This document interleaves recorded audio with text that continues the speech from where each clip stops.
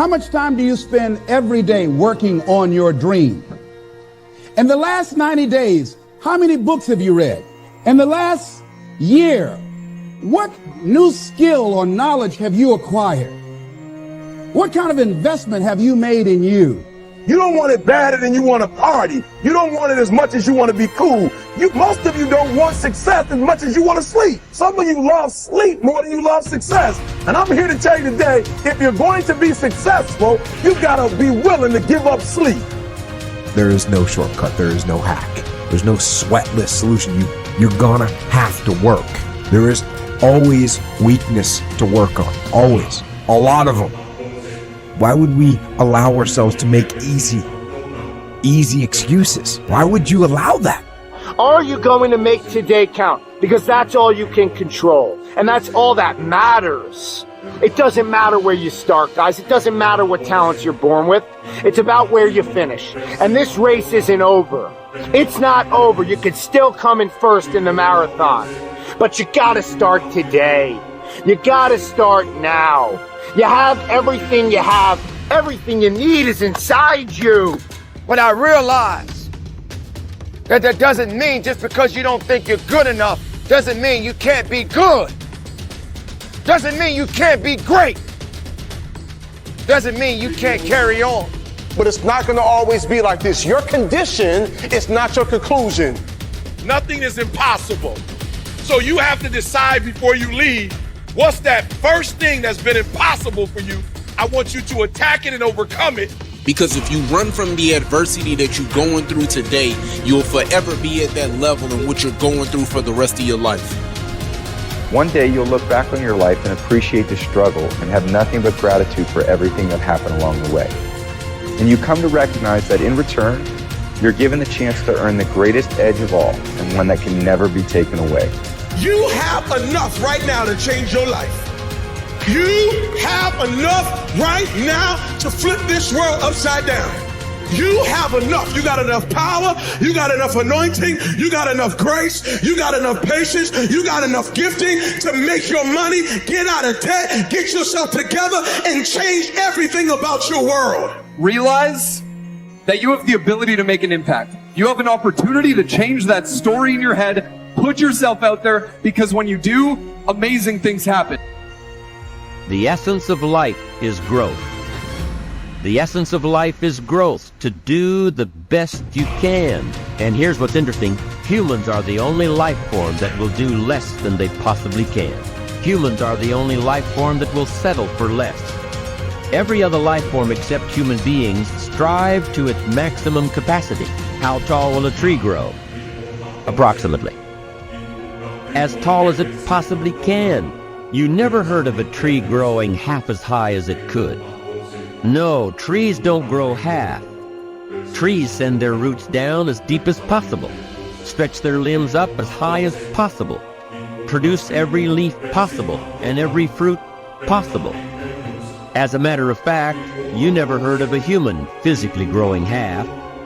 We keep growing until we're done. Now that's a part of life we can't control. It's genetically coded. And that's probably why we keep growing till we're done. Because we can't control that part. It's the rest of our growing that we control. The growing of our minds, the expansion of our minds, that we can control. And that's what tends to get away from us. All life forms inherently strive to their max except human beings. Now, why wouldn't human beings strive to their maximum possibility? Here's why. Because we've been given the dignity of choice. It makes us different than alligators and trees and birds. The dignity of choice makes us different than all other life forms. And here's the choice: to become part of what we could be, enough to get by, or to become all that we can be. My best advice for you is to choose the all. Earn all you can, make all the friends you can, read as many books as you can, develop as many skills as you can, see as much as possible, do as much as possible, make as much fortune as possible, give as much of it away as possible. The max. There's no life like it.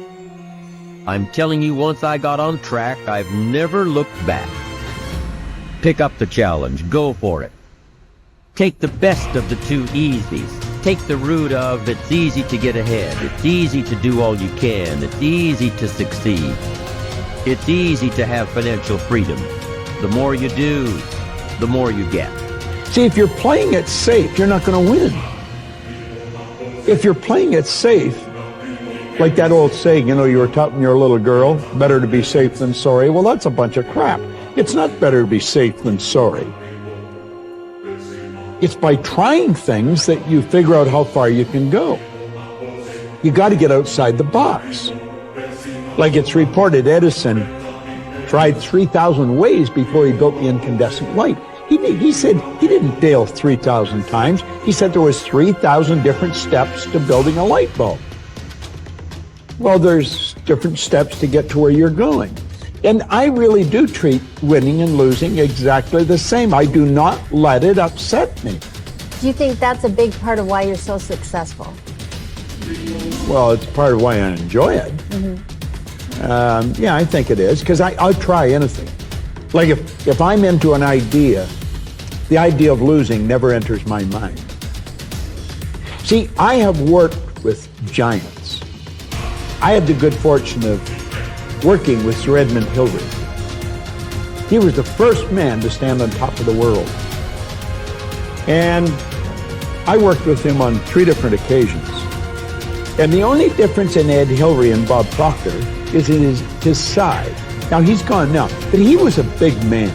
And he shook hands with me. His hand wrapped right around mine. I felt like a dwarf, you know.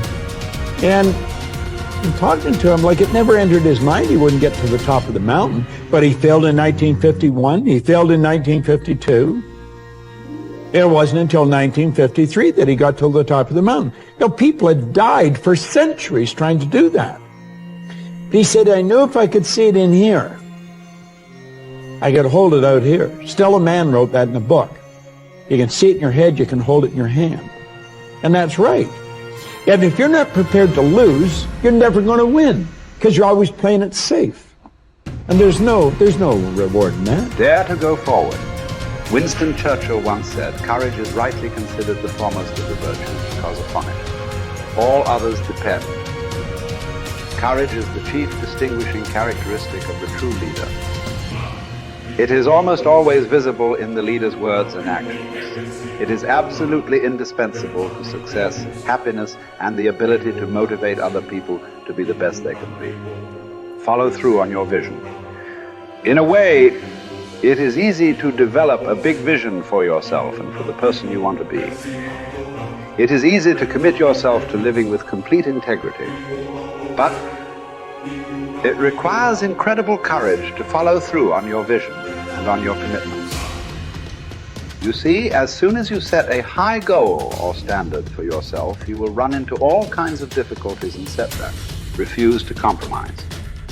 You will be surrounded by temptations to compromise your values and your vision. You will feel an almost irresistible urge to get along by going along. Your desire to earn the respect and cooperation of others can easily lead to the abandonment of your principles. And here is where courage comes in. Stick to your principles. Courage combined with integrity is the foundation of character. The first form of courage is your ability to stick to your principles, to stand for what you believe in and to refuse to budge unless you feel right about the alternative. Courage is also the ability to step out in faith, to launch out into the unknown, and then to face the inevitable doubt and uncertainty that accompany every new venture. Avoid the comfort zone. Most people are seduced by the lure of the comfort zone. This can be likened to going out of a warm house on a cold, windy morning. The average person, when he feels the storm swirling outside his comfort zone, rushes back inside where it's nice and warm.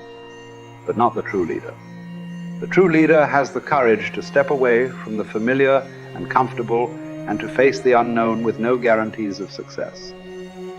It is this ability to boldly go where no man has gone before that distinguishes you as a leader from the average person. This is the example that you must set if you are to rise above the average.